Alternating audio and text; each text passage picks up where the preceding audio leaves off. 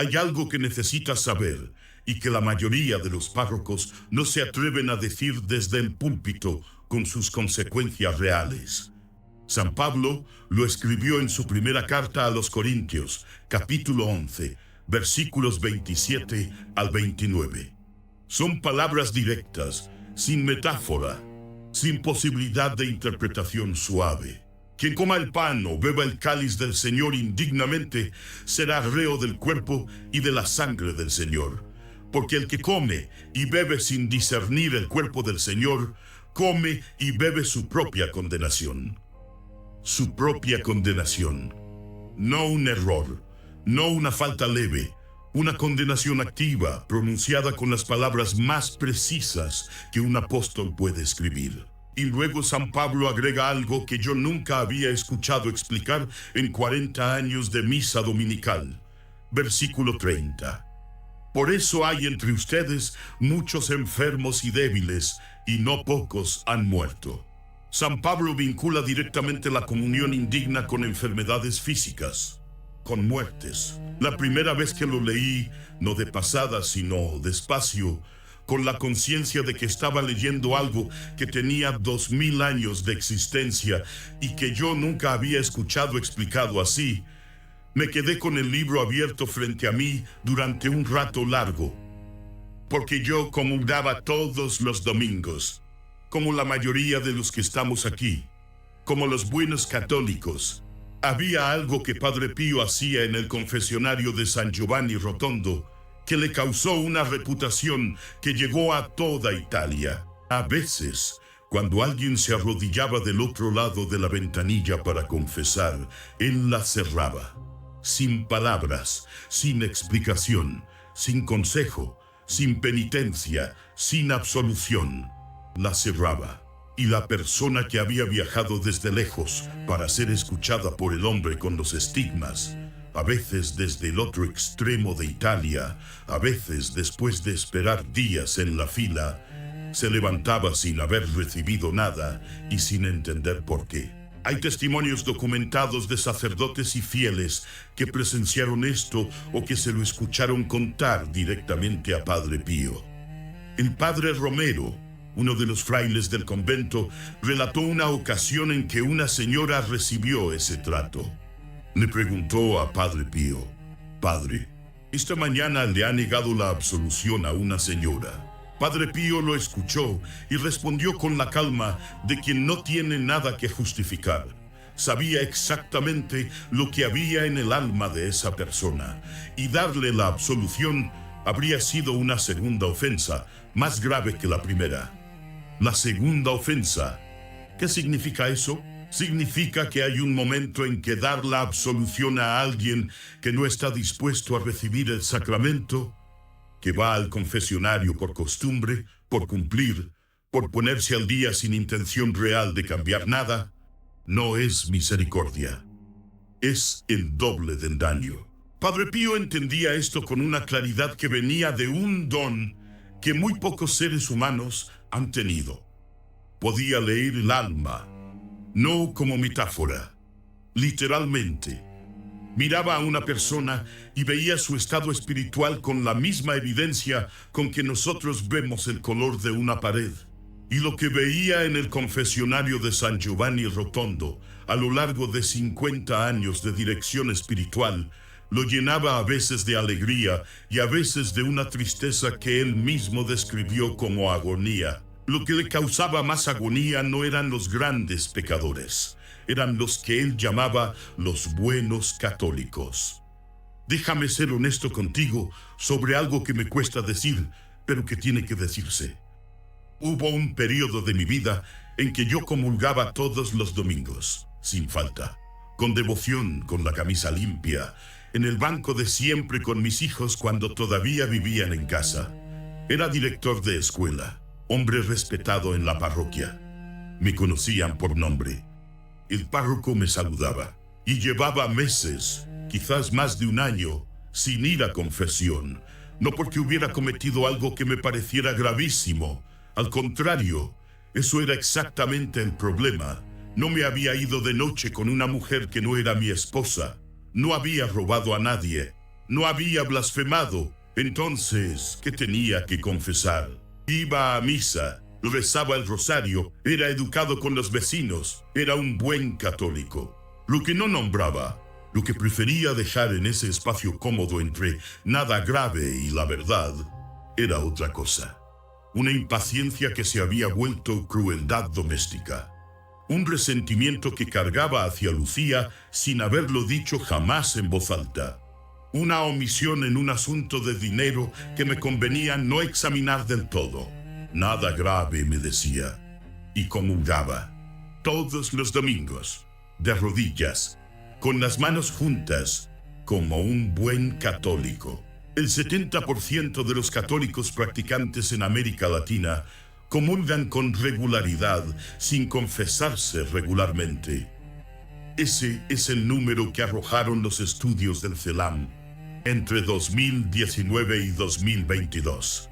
70 de cada 100 familias que van a misa cada domingo, que rezan el rosario, que enseñan a sus hijos a hacer la señal de la cruz, que llevan meses o años sin una confesión real, no porque sean malas personas, porque son exactamente el tipo de persona que no cree necesitarla. Padre Pío sufría de una manera particular con este perfil, no con los grandes pecadores. Con ellos tenía paciencia infinita. Hay testimonios de personas que llegaron a su confesionario con historias que harían retroceder a cualquier hombre ordinario. Y Padre Pío los escuchaba con una calma que los mismos penitentes describieron como el amor de un padre que no se sorprende de nada. A quienes trataba con mayor seriedad, a quienes les cerraba la ventanilla, a quienes negaba la absolución sin disculpa, a quienes confrontaba con una dureza que le había ganado la reputación de confesor difícil. Era a los que llegaban convencidos de que no necesitaban nada especial. Los que comulgaban cada semana y se confesaban cada Navidad y Semana Santa por cumplir. Los que llevaban esa conciencia adormecida que Padre Pío describía como el sueño espiritual más peligroso. Él afirmó algo sobre los sacramentos que quedó documentado entre sus enseñanzas a los penitentes y que cada vez que lo leo me detiene de la misma manera que la primera vez. Los sacramentos y la comunión no son cosa de juego. 5 palabras en el original, sin adorno, sin desarrollo teológico, no son cosa de juego. Lo que esa frase contiene, para alguien que como Padre Pío había pasado 50 años viendo el mundo espiritual con la claridad que nosotros vemos el mundo físico, es algo que ninguna explicación abstracta puede comunicar del todo. Él veía lo que ocurre en el alma cuando alguien recibe la comunión en estado de gracia, y veía lo que ocurre cuando alguien la recibe sin él. Y lo que veía en el segundo caso lo llenaba de esa agonía que describía con palabras que no parecen exageradas cuando se entiende de qué estaba hablando. Había algo más que documentaron los frailes que lo acompañaban en el ministerio del confesionario. Padre Pío a veces emergía de largas horas de confesiones con el cuerpo agotado de una manera que no se correspondía solamente con el esfuerzo físico de estar sentado en un espacio pequeño durante horas. Y él mismo explicó en alguna de esas conversaciones con sus directores espirituales que había algo en el encuentro con las almas que llegaban sin disposición real, que lo agotaba espiritualmente de una manera diferente al resto. Como si parte de su propia energía espiritual se empleara en sostener la brecha entre lo que esas almas necesitaban y lo que estaban dispuestas a reconocer. El sufrimiento de Padre Pío en el confesionario no era solo físico, era el sufrimiento del médico que ve el diagnóstico con claridad y no puede obligar al paciente a recibir el tratamiento. ¿Qué ocurre exactamente cuando alguien recibe la comunión indignamente? San Pablo no fue abstracto. No dijo que era un error que Dios perdona fácilmente, ni que era algo que se resolvía con buena voluntad. Fue específico de una manera que debería detenernos. El cuerpo y la sangre de Cristo, presentes realmente en la Eucaristía, no en sentido simbólico, se reciben en un alma que no los puede recibir, que no está en condiciones de recibirlos. Es el encuentro entre la santidad total y una conciencia que al menos en algún punto que ella misma conoce y que prefiere no nombrar, no está dispuesta a hacer el trabajo que ese encuentro requiere. San Pablo llama a eso comer y beber la propia condenación. Los teólogos que han estudiado este pasaje a lo largo de los siglos hablan de dos efectos. El efecto santificante que la Eucaristía produce en quien la recibe en estado de gracia, y el efecto contrario que los escolásticos llamaban sacrilegio material, en quien la recibe sin él. No porque la Eucaristía deje de ser lo que es, sino porque el encuentro con lo sagrado en estado de indignidad tiene consecuencias que operan con una lógica que no es la lógica del mundo físico. El versículo 30 de ese mismo capítulo 11 de la primera carta a los Corintios es lo que no se cita nunca en las homilías. Por eso hay entre ustedes muchos enfermos y débiles, y no pocos han muerto. San Pablo vincula la comunión indigna con enfermedades físicas, con debilidad, con muertes, no como metáfora, no como imagen literaria, como causa. Padre Pío tomaba este versículo literalmente.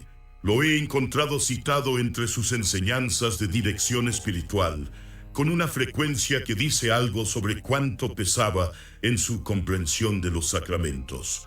Para él, la conexión entre la salud espiritual y la salud física no era teoría. Era algo que veía con la misma claridad con que veía el estado de las almas. Escuché al padre Arturo Cornejo desarrollar esto en una de sus predicaciones sobre la Eucaristía.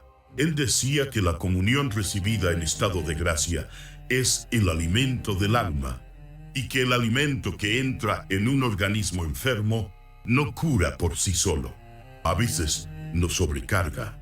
El alma necesita estar en estado de gracia para que la Eucaristía produzca en ella lo que está hecha para producir. Sin ese estado, el encuentro sigue siendo real, pero sus efectos son otros. Cuando escuché eso, algo en lo que había leído de San Pablo terminó de encajar de una manera que no había terminado de encajar antes. Aquí es donde la trampa del buen católico se vuelve la más difícil de ver. El pecador declarado, el que sabe que lleva meses alejado de la iglesia, el que no pretende ser otra cosa que lo que es, no es el que Padre Pío más temía por su alma. Ese, al menos, no tiene la ilusión de que todo está bien. El que no dormía a Padre Pío era el otro, el que va a misa, el que reza el rosario, el que se persigna al pasar frente a una iglesia y enseña a sus hijos a hacerlo. El que, cuando alguien le pregunta cómo está en la fe, responde con sinceridad, bien, y que lleva meses o años recibiendo la comunión con una conciencia que él mismo sabe, en algún rincón que prefiere no iluminar, que no está limpia del todo. No tiene que ser un pecado mortal en el sentido técnico. Puede ser la acumulación de algo que se ha ido volviendo costumbre, un resentimiento sostenido que alguien eligió no llevar a confesión porque ya se pasará. Una relación que funciona de cierta manera que la persona sabe que no está del todo bien, pero que examinar de cerca costaría demasiado. Una práctica que alguien dejó de nombrar en el confesionario porque ya no le parece tan grave como cuando empezó. Padre Pío llamaba a este estado la hipocresía más peligrosa. No porque el buen católico sea un hipócrita intencional, sino porque la hipocresía es invisible para él mismo. No engaña a los demás conscientemente, se engaña a sí mismo. Y ese autoengaño tiene consecuencias que él no ve porque no las busca, porque no tiene razón para buscarlas, porque es un buen católico, y los buenos católicos no necesitan examinar demasiado. El derecho canónico es explícito. El canon 916 no sugiere ni recomienda. Manda: quien tiene conciencia de pecado grave debe recibir el sacramento de la penitencia antes de comulgar. No es una devoción adicional para los muy piadosos. Es una obligación, está en el código y está siendo ignorada por 70 de cada 100 personas que comulgan cada domingo. Fíjate bien en lo que eso significa. No en las estadísticas abstractas, en lo concreto. 7 de las 10 personas que están en la fila de la comunión el próximo domingo en tu parroquia, 7 de cada 10, llevan meses sin confesarse, recibiendo la Eucaristía semana tras semana con una conciencia que en la mayoría de los casos ellos mismos saben que tiene algo que no debería estar ahí y que prefieren no nombrar. Padre Pío veía eso en el confesionario durante décadas. Y lo veía con los ojos de quien puede ver el alma. ¿Te imaginas lo que eso significa? Quiero contarte algo sobre lo que Padre Pío afirmó sufrir cuando el Señor le ordenaba ser severo con alguien. Hay una frase documentada entre sus escritos y testimonios de dirección espiritual que a mí me resulta imposible de leer sin que me detenga. Él decía que sentía una verdadera agonía cuando tenía que tratar con dureza a un alma. No porque lo disfrutara, no porque fuera por naturaleza un hombre sin ternura. Quienes lo conocieron de cerca describieron exactamente lo contrario, sino porque entendía que la dureza que el Señor le pedía en esos casos era la misericordia real, la que duele en el momento pero sana para siempre, frente a la misericordia falsa que tranquiliza la conciencia sin curarla.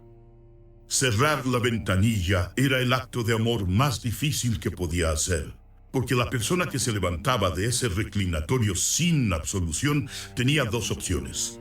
Podía irse con rencor, convencida de que Padre Pío era un hombre cruel y que ella no merecía ese trato. O podía quedarse con la incomodidad de esa negativa, llevarla consigo en el viaje de regreso, y en algún momento de ese viaje preguntarse con honestidad por qué. Y en esa pregunta estaba la posibilidad de todo lo que la absolución fácil habría cerrado. Los testimonios de penitentes que volvieron a San Giovanni Rotondo después de haber recibido ese trato, que habían tenido tiempo de trabajar lo que Padre Pío les había negado en ese primer momento, son algunos de los más conmovedores que he leído sobre su ministerio. Personas que llegaron la segunda vez con algo completamente diferente en el corazón, que habían visto en el espacio entre las dos visitas lo que no habían querido ver antes, y que encontraron en Padre Pío en esa segunda ocasión, no al confesor severo, sino al padre más tierno que habían conocido. La dureza era el primer paso de la misericordia, no el obstáculo a ella. El título de este video habla de un secreto. Quiero ser honesto contigo sobre qué tipo de secreto es, porque no es el que la mayoría esperaría. No es un secreto que la Iglesia esconde. La Iglesia no esconde nada de esto. San Pablo lo escribió hace 2000 años. El derecho canónico es explícito desde hace siglos. El catecismo lo enseña sin ambigüedad. Todo está ahí, disponible, publicado, a disposición de cualquiera que quiera leerlo. El secreto es la ignorancia deliberada del propio espectador. No ignorancia total. Nadie que haya hecho la primera comunión desconoce que la confesión existe y para qué sirve, sino esa forma particular de ignorancia que consiste en saber algo y elegir no examinarlo demasiado, que consiste en conocer la norma y tener una explicación siempre disponible para el caso de que la conciencia la traiga a la memoria. No ha pasado nada grave. El año pasado fui a confesión. Soy un buen católico. Padre Pío llamaba a ese espacio mental, ese espacio entre la verdad y la comodidad, ese espacio donde la mayoría de los buenos católicos viven sus vidas sacramentales. La trampa más peligrosa que el enemigo tiende a quienes ya no puede alejar de los sacramentos. Si no puede alejar a alguien de la misa, lo lleva a la misa de otra manera. Si no puede alejar a alguien de la comunión, le permite comulgar indignamente. Y el daño que eso produce es, según lo que él enseñaba y según lo que San Pablo escribió, más grave que la ausencia. Más grave que no ir a misa en absoluto. Déjame que eso se asiente un momento. Según la teología que Padre Pío vivía y enseñaba, y según lo que San Pablo escribió con una claridad que ningún comentarista puede suavizar del todo, comulgar indignamente de manera habitual produce un daño espiritual más serio que el de quien simplemente se ha alejado de la práctica. Porque ese segundo, al menos, no está trayendo a su alma el encuentro con el cuerpo de Cristo en un estado que convierte ese encuentro en lo que San Pablo llama condenación activa. Eso es lo que Padre Pío veía en ese confesionario cuando le cerraba la ventanilla a alguien. No crueldad, urgencia. Yo lo entendí tarde, más tarde de lo que me habría gustado. Después de la muerte de Lucía, empecé a leer en serio los escritos de Padre Pío. No porque buscara este tema específico, buscaba cualquier cosa que diera sentido a lo que estaba viviendo. Y en esa lectura, en esos testimonios que empecé a recorrer como alguien que busca una salida en un cuarto oscuro, me encontré con esta verdad sobre la comunión de una manera que no pude rodear. Me di cuenta de que durante años había comulgado exactamente como el buen católico que Padre Pío veía con más preocupación que a nadie. No porque fuera un hombre sin fe, sino porque mi fe estaba operando en piloto automático desde hacía tiempo. Iba a misa por costumbre, comulgaba porque era lo que se hacía en misa. Me confesaba cuando el calendario lo marcaba. Navidad, Semana Santa, quizás una vez más en el año si el párroco organizaba alguna misión. Y entre esas confesiones, la conciencia se iba llenando de cosas que yo no nombraba porque no las veía como urgentes.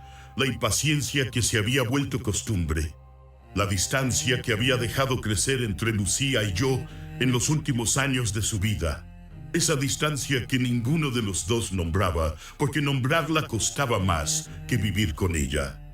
El resentimiento por un asunto de dinero con un familiar que yo había decidido guardar porque enfrentarlo era complicado. Nada grave, me decía. El dolor de esa constatación fue real. No el miedo al castigo, fue la claridad de entender que durante años había estado haciendo exactamente lo que San Pablo describe. No con mala intención, con ceguera, y que esa ceguera tiene un nombre. ¿Qué se hace con todo esto? Padre Pío no terminaba sus conversaciones de dirección espiritual con diagnósticos.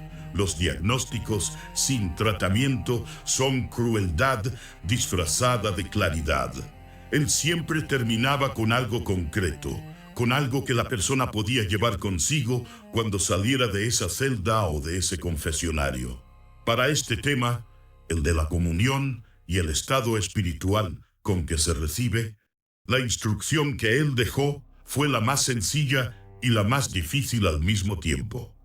Una sola pregunta. Antes de subir a recibir la comunión el próximo domingo, antes de levantarte del banco, antes de ponerte en la fila, antes de llegar al altar, detente y hazte la pregunta exacta que él formulaba a sus penitentes. ¿Hay algo en mi alma que sé que Dios ve y que yo no le he dicho a un sacerdote? No un examen de conciencia largo, no un protocolo de 5 pasos.